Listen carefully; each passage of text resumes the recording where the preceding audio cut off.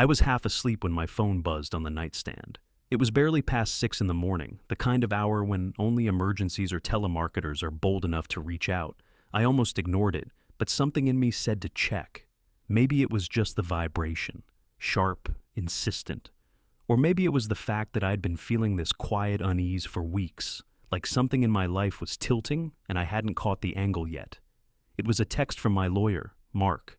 "Call me now. Do not wait." I sat up so fast my back cracked. Mark isn't dramatic.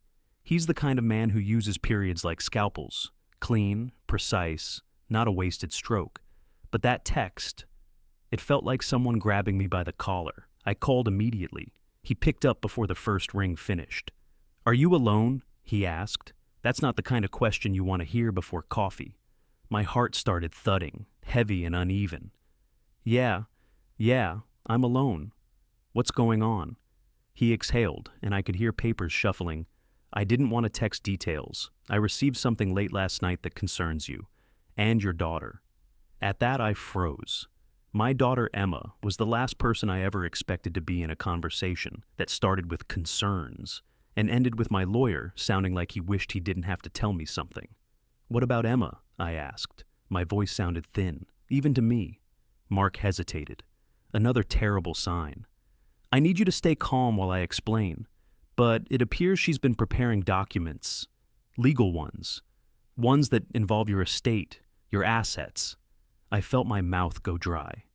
Estate? Assets?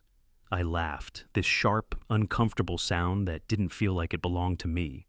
"That doesn't make sense. She hasn't said anything. Why would she?" "That's why I'm calling," he cut in, his tone lower now. "You need to hear this from me before she moves any further." I leaned forward, elbows on my knees, pressing a hand against my forehead like I could hold the room still. I suddenly felt exposed, like the walls were listening. "I thought you should know immediately," he said, "because if this goes the way it's written, you could lose everything." My throat clenched. I didn't even know what everything meant anymore. The house, the savings, the business I built from nothing. Or something deeper, something that would hurt a lot more. The daughter I thought I understood. For a moment, I couldn't say anything. All I heard was my own breathing, shaky, uneven. I realized then that Mark hadn't said she might do something. He was talking like she already had a plan, and in that early morning darkness, with the phone warm against my ear, I felt something I've never felt before when it came to my own child. Fear. "When can you come in?" he asked quietly. I swallowed hard. "I'll be there in an hour." But inside, I already knew. This wasn't going to be a normal meeting. This was going to change everything I believed about Emma, and about myself. On the drive to Mark's office, I kept replaying the last few months in my head, trying to stitch together moments that suddenly felt suspicious in hindsight. It's strange how your brain does that, how everything looks innocent until someone tells you it's not, and then every memory grows sharp edges. Emma had been distant. Not rude, not cold, just drifting in a way I didn't understand at the time. She used to stop by unannounced, usually to raid my fridge or flop on the couch and talk about whatever petty drama was happening at work. She hadn't done that in weeks. Instead, our conversations became shorter, clipped, almost like she was speaking through a fence I couldn't see. I thought she was just stressed. She'd mentioned money issues once, something about bills piling up, her car needing repairs. I offered to help, but she brushed it off with this tight little smile, the kind she used when she didn't want to admit she was struggling. I didn't push.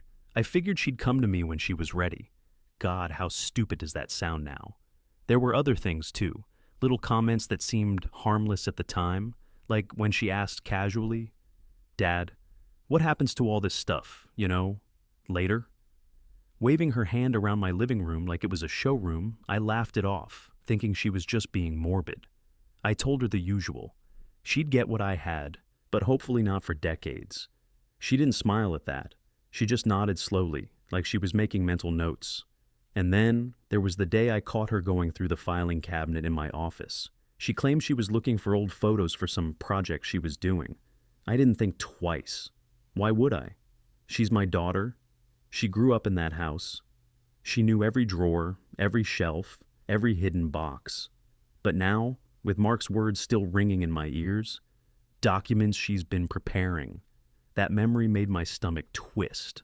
I walked into Mark's office still trying to convince myself there was some explanation. Maybe she was handling insurance paperwork. Maybe she needed something for her job. Maybe Mark misunderstood something. That happens, right? Lawyers deal with complicated things. Maybe this was one of those mix-ups that would end with me feeling embarrassed for overreacting. Mark didn't give me time to cling to that hope. He came around his desk, closed the door gently, and looked at me the way someone looks at a person who's about to get hit with bad news. "Sit down," he said. I did.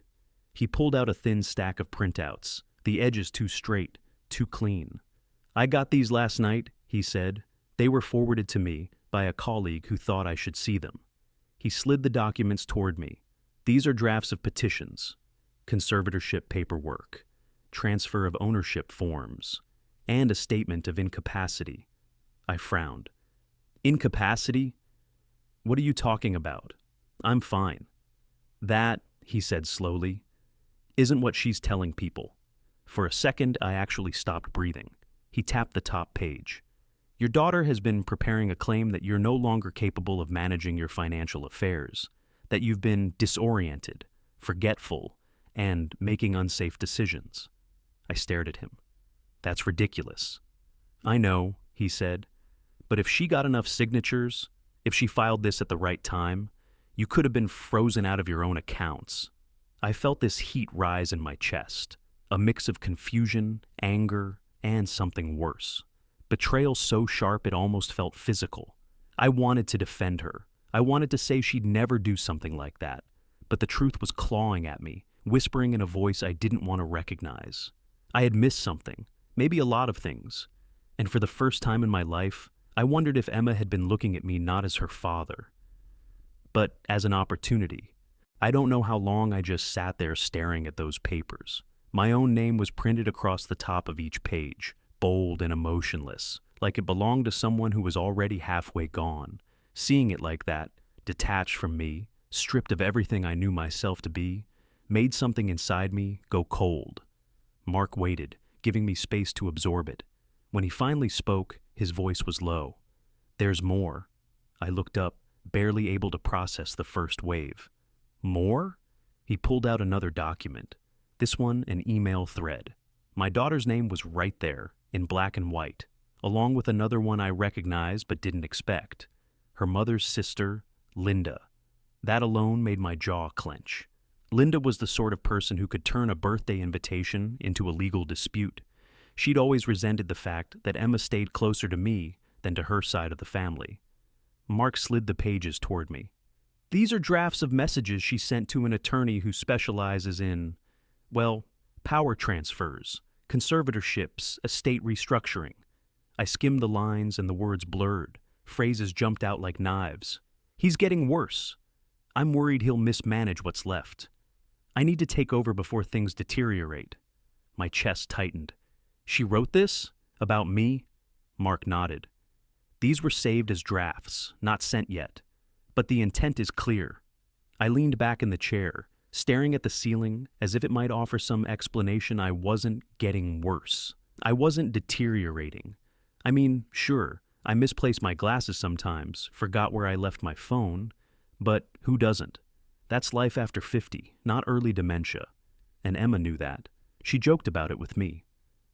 "What else is in here?" I asked. Mark hesitated. "The transfer of ownership form. List your house, your business account, and your retirement fund." I felt something in me snap, not dramatically, not loudly, more like a quiet string giving way inside my chest. "The house?" I said. "She wants the house?" "She's been documenting interactions," he added gently, "claiming you've been forgetful, erratic, that you've been talking to yourself, and losing track of dates." I shook my head slowly. "I talk to myself when I'm working in the garage, sure, but that's not a sign of anything." Mark rubbed his forehead. "I believe you, but if someone presents this the right way, with the right witnesses," he trailed off, "it could get traction." Witnesses. My mind jumped instantly to the neighbor, the one who always watched me like I was parking on the wrong patch of lawn, or the cashier at the grocery store, who saw me return the same bag of flour twice last month because I thought one was expired. Little things, harmless things, twisted into something ugly. I closed my eyes. "Why would she do this?" I whispered. "Why now?" Mark paused, then said carefully, "Money trouble can make people act in ways they normally wouldn't. And if someone's influencing her, someone like Linda, I didn't want to hear that. I didn't want to believe my daughter could be guided into something this cruel, but the pieces were falling into place, whether I liked it or not. Is this already filed?" I asked. "No," Mark said. "Not yet, but she's close another few days and she'd have everything she needed." I felt this slow, heavy anger spreading through me. Not the explosive kind, but the kind that builds under the ribs, steady and deliberate. A quieter hurt, but deeper. The kind that comes only from someone you love. "What do I do?" I finally asked. Mark didn't answer right away. When he did, his voice was steady but grim. "You need to confront her," he said. "But not emotionally, not alone, and not without understanding exactly how far she's willing to go." I nodded numbly. A part of me still hoped there was a misunderstanding somewhere in all this, something we'd laugh about later. But another part, the part that had felt uneasy for months, already knew. Emma hadn't just been drifting away, she'd been preparing to take the one thing she never had to fight for. My trust. I drove home with the documents on the passenger seat, the pages shifting every time I hit a bump, like they were restless too. The whole ride, I kept rehearsing what I'd say to Emma. Calm, measured questions, the way Mark advised. But the second I pulled into the driveway and saw her car parked crooked, like she'd rushed in, everything in me tightened. She was in the kitchen when I walked in, standing over the sink, scrolling on her phone. She looked up, surprised to see me home so early. "Hey," she said. "You're back? I thought you had meetings all morning." I stared at her for a moment. My daughter, my little girl, the same person who used to crawl into my bed after nightmares, who'd cried when she thought the neighbor's cat ran away, who actually believed in me long before I believed in myself. And now, this. "I need to talk to you," I said. She raised an eyebrow. "Okay, about what?" I set the documents down on the counter. Her eyes flicked to them, just for a second, and something in her expression changed, a small, quick tightening around her mouth. If I'd blinked, I might have missed it. "Emma," I started, keeping my voice as steady as I could. "Why are you preparing legal documents about my estate?" She blinked slowly, then crossed her arms. "What are you talking about?" "Don't do that," I said quietly. "Don't pretend you don't know. I saw the drafts, the petitions, the statements about my incapacity." Her jaw clenched. She didn't reach for the papers. She didn't deny it. She just looked at me like she was calculating her next move. "Dad," she finally said, "you've been forgetful. You have. You can't deny that." "Forgetful isn't incapacitated," I shot back, "and you know it." She let out a long breath, the kind that tries to make you feel unreasonable. She'd never done that with me before, not once in her life. "This isn't about hurting you," she said. "It's about protecting you." I laughed, short, harsh, disbelieving. "Protecting me by taking my house, my accounts, everything I've built?" Her voice sharpened. "Someone has to make decisions before things get worse." "Worse?" I repeated. "Emma, nothing is worse. I'm fine. People forget things sometimes. That doesn't mean they need their own daughter trying to take control of their life." She looked away, and I saw her swallow hard. Not guilt. Not exactly. Something else? Fear, maybe? Or shame? Or the realization that I wasn't going to roll over. "You've been vulnerable lately," she said, softer now. "You lost track of your mortgage payment 2 months ago." "I switched banks," I said. "It was 1 week late. And you repeated a story to me twice in one day." "It was a long day," I said. "You're twisting small things into excuses." Her face tightened, frustration seeping through. "You don't see it, Dad, but I do, and I'm not going to wait until you mess up something big." "Who's telling you this?" I asked quietly. "Who's pushing you?" She froze, and right there, that hesitation told me everything. I didn't even need her to answer.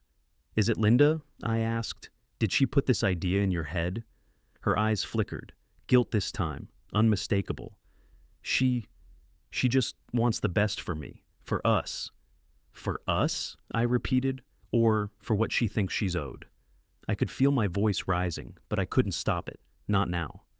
Emma, I trusted you. I let you into every part of my life, and you didn't come to me. You didn't ask questions. You didn't talk to me. You went behind my back. She pressed her lips together. I had to. You wouldn't listen. I'm listening now, I said. Tell me the truth. If I hadn't found out, if Mark hadn't warned me, would you have gone through with it? Her silence was the longest sound in the room. When she finally spoke, her voice cracked just a little. I don't know. Those 3 words cut deeper than anything else she could have said, because I don't know really meant I probably would have. I stepped back, feeling something inside me shift, a point of no return. Emma, I said, whatever you thought you were doing, this isn't protection, this is betrayal. She didn't move, didn't argue, didn't apologize. She just stood there, arms crossed, walls up, as if the distance between us was something she'd been preparing for. And in that moment, I realized that the girl I thought I knew, she wasn't standing in front of me anymore. I didn't sleep that night. I lay in bed staring at the ceiling, replaying every moment of that conversation with Emma until the words lost their shape. Betrayal is a strange thing. It doesn't hit all at once. It seeps in slowly, like water under a door, until suddenly the whole room is flooded, and you're standing there wondering how you didn't notice sooner. By morning, anger had settled into something colder, clarity. If she'd already gone this far behind my back, what else hadn't she told me? What else was being planned? Who else knew? I needed answers, not guesses, not assumptions. Real answers. I started with her room. I hesitated on the doorway, feeling like some line was being crossed. But then I reminded myself she had crossed her lines. First, I wasn't snooping for curiosity. I was trying to understand how my own daughter had convinced herself that I was some helpless old man in need of protection. Her desk was messy, scattered with unopened envelopes, sticky notes, half-finished coffee cups. She'd always been a little chaotic, but this was worse. Overwhelmed, maybe, or hiding things. Probably both. I opened the top drawer and immediately saw a folder labeled Financial Stuff. Inside were pamphlets about power of attorney, conservatorship laws, even a printout titled Signs of Cognitive Decline in Aging Parents. My throat tightened. She'd highlighted sections, circled symptoms, annotated them like a student studying for a test. Except the test was my life. But that wasn't the worst part. The worst part was another folder underneath it, one marked with her handwriting. Plan. Inside were notes written in a rushed, uneven script. Present dad is fragile, emphasize mood swings. Collect examples of forgetfulness. Talk to neighbors, need witnesses. Linda knows someone who can help push claim through faster. I sank onto her bed, the papers trembling in my hands. She had been preparing a case like I was a criminal she needed to prosecute, like she was gathering evidence, building a narrative, not talking to me, not checking if I was actually okay. Just planning. And Linda. I knew she had a hand in this enough to embolden Emma, enough to make her believe she was doing something noble, even as she sharpened the knife. I found emails next. Emma had synced her account to the shared computer downstairs, probably months ago. Probably without thinking, I clicked through her recent messages. Most were harmless. But then I found a thread titled Next Steps. It was with Linda. The emails were worse than the documents, colder, more calculated. Linda telling her what to say, how to frame things, which attorneys to contact. You deserve stability, she wrote. Your father had his chance. It's your turn to take control. Take control. That phrase made my stomach flip. Emma had replied. I don't want him to think I'm stealing. And Linda had answered, You aren't. You're saving him from himself. I felt this pressure in my chest, anger pushing up against sadness, both fighting to take over. I wanted to scream. I wanted to cry. I wanted to march over to Linda's house and demand to know who she thought she was. But the truth hit me with this heavy, suffocating weight. Emma hadn't been manipulated into something she didn't understand. She understood. She just chose to believe someone else's version of me. I went through old texts between us, looking for hints I might have missed. She'd asked questions about my accounts. She'd brought up the future more than usual. She'd even mentioned casually, "Dad, have you thought about writing a will?" at one point, and I'd laughed it off, not realizing she wasn't talking about decades from now. She was talking about now. I found a voice memo at the bottom of her messages. One sent to Linda. When I pressed play, Emma's voice came through tired, frustrated, defeated. He's slipping," she said. "I know he doesn't see it. I don't want him to lose everything because he's too proud to admit he needs help." Proud slipping. Losing everything. She believed it, or she convinced herself to believe it, because it made what she was doing easier. But then she said something that gutted me completely. "I love my dad, but love isn't enough if he's falling apart." That was when I understood something I hadn't been able to see through the hurt. Emma didn't think she was betraying me. She thought she was saving me from some version of myself that didn't even exist. But in believing that story, in letting Linda write it for her, she never once stopped to check if it was true. She didn't ask me. She didn't trust me. She didn't even look at me long enough to see that I was fine. By the time I finished going through everything, my hands were shaking, not out of fear, not out of anger, out of certainty. If I wanted to protect myself, really protect myself, then I had to stop hoping Emma would snap out of it. I had to accept the truth. She had already made up, and now I had to make mine. By the time the sun went down, I felt like I'd aged 10 years in a single day. But not in the way Emma imagined, not confused or fragile or slipping. I felt sharpened, stripped down. A version of myself that didn't have room for denial anymore. I sat at the kitchen table with Mark's documents spread out in front of me, and I realized something quietly devastating. This wasn't just about money or property. This was about who got to define who I was. Emma had decided I was weak. Linda had decided I was incompetent. And if I didn't push back, the court would decide I was done. That wasn't happening. Around 7 that evening, I called Mark. He answered immediately. "Tell me what you need from me," I said, no hesitation left in me. He exhaled, like he'd been waiting for those words.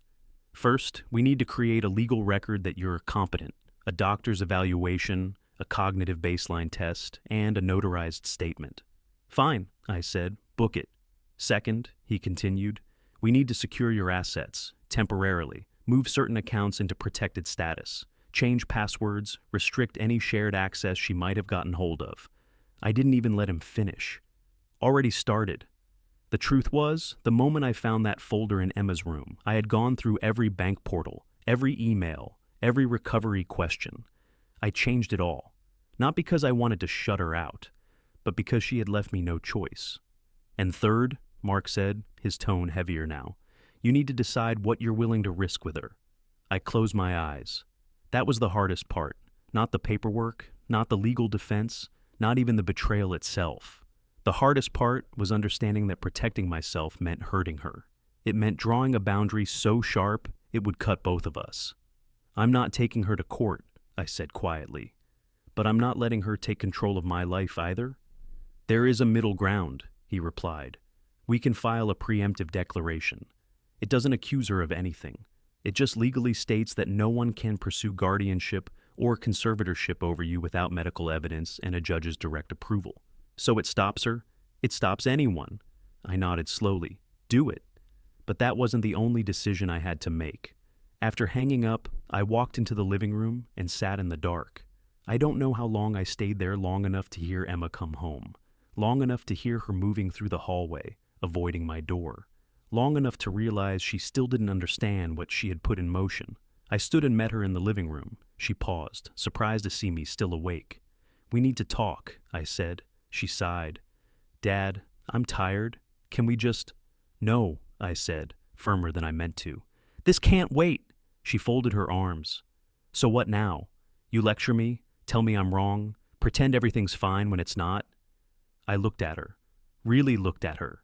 The defensiveness, the fear, the conviction that she was the only one seeing the truth. "Emma," I said softly, "I'm not fighting you. I'm protecting myself." Her face drained a little. "From me?" "From your decisions," I corrected. "From the direction you're headed. From the things you're willing to believe about me without ever asking if they're real.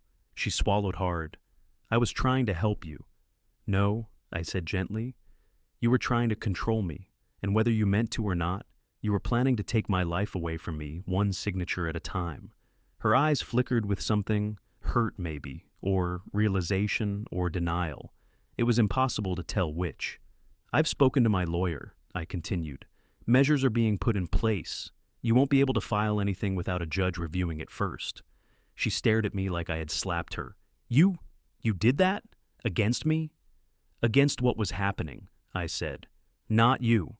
The silence that followed felt like a wall rising between us. Not suddenly, but in slow, deliberate brickwork. She opened her mouth, then closed it. For the first time, she looked unsure. Not righteous, not convinced, not guided by Linda's voice in her ear. Just lost. Dad, she whispered, I didn't think you'd actually do something like this. That's the problem, I said. You thought I couldn't.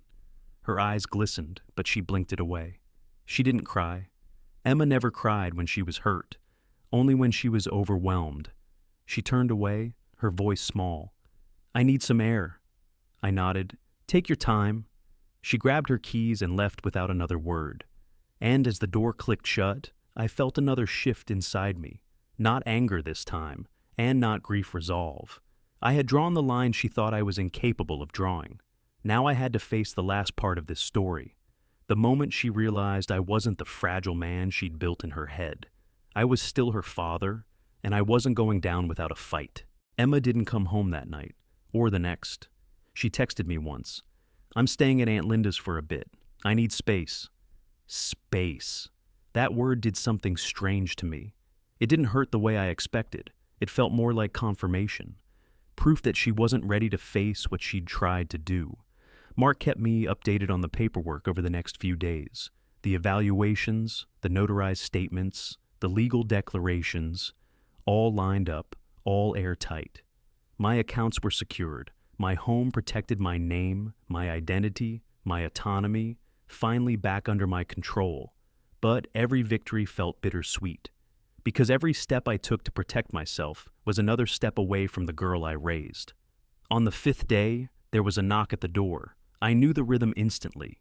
2 quick taps, 1 slow, then 1 final soft knock. Emma had knocked like that since she was 12. It used to make me smile. This time, it just made my chest tighten. I opened the door. She stood there alone, hands shoved in her coat pockets, eyes tired, hair pulled back in a messy bun she used to wear in high school. She looked younger than she had in months, but also older, like the world had pushed her into a corner and she'd finally realized it. Can I come in? She asked quietly. I stepped aside. No lecture, no coldness, just room. She walked to the living room, but she didn't sit. She stood by the window, staring at the street like she needed something solid to anchor her. Dad, she said finally, I need to say something. I waited. I was wrong. Her voice cracked on the last word, and she swallowed hard before she continued. I thought I was doing the right thing. Linda kept telling me I had to be the responsible one, that if I didn't step in now, I'd regret it later. She made everything sound urgent, like I was running out of time to help you, and I believed her. She shook her head slowly, eyes fixed on the window. I never stopped to think maybe she had her own reasons, or that I was exaggerating things, or that I was putting my fears on you instead of talking to you. When she finally turned to face me, her eyes were wet. I'm sorry. I am so sorry. The apology hit deeper than the betrayal did, not because it fixed everything. It didn't, not yet. Maybe not ever fully, but because it was real. I nodded slowly. Thank you for saying that. She wiped her cheek. I don't expect you to trust me right away. I know I messed up. She took a shaky breath. I want us to find our way back, even if it takes a while. I studied her. Not the girl from the documents or the voice notes or the highlighted pamphlets, the girl standing in front of me, flawed, scared, trying to fix something she nearly destroyed. Emma, I said, I don't want to lose you. I never did. But I also can't pretend nothing happened. Trust, it doesn't come back automatically. She nodded, tears slipping freely now. I know, But, I added softly, you're my daughter, and that still means something. Her shoulders sagged, like she'd been holding up a weight she couldn't bear anymore. She stepped closer, cautiously, like she wasn't sure if she was allowed. When I didn't move away, she closed the distance and hugged me. A hard, trembling hug that felt like both apology and relief. I held her. Not because everything was forgiven, but because some part of me still believed in her, still loved her, still wanted her in my life. When she pulled back, her voice was barely above a whisper. I'll fix what I can, I promise. You start with honesty, I said. The rest will follow. She nodded. We talked for a long time about fear, money, pressure, Linda's influence, all the things that twist people into versions of themselves they don't recognize. And for the first time in months, I felt like I was talking to my actual daughter again. Not the planner, not the accuser, not the person who saw me as a problem to manage, just Emma. When she left that night, the house felt different, still quiet, still heavy, but no longer hostile, like something broken had finally stopped cracking and was settling into a shape that maybe one day could be repaired. I walked to the kitchen and turned off the light, and for the first time since that early morning text from Mark, I felt something like peace. Not because everything was fixed, but because I finally understood something I should have known all along. A parent may not deserve perfection, but we do deserve truth, respect, a voice in our own story. And now, finally, I had mine back.